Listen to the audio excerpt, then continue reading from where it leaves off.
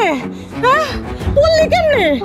ওঠ ওঠ, এনে বল, পড়লি কেমনে মা? হায় হায়, এটা কি হইলো?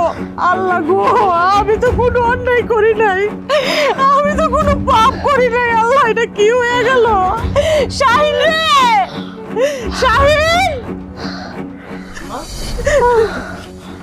কি হয়েছে আম্মা? বাজান রে, ওই মাথা ঘুরে পড়ে গেছে গা।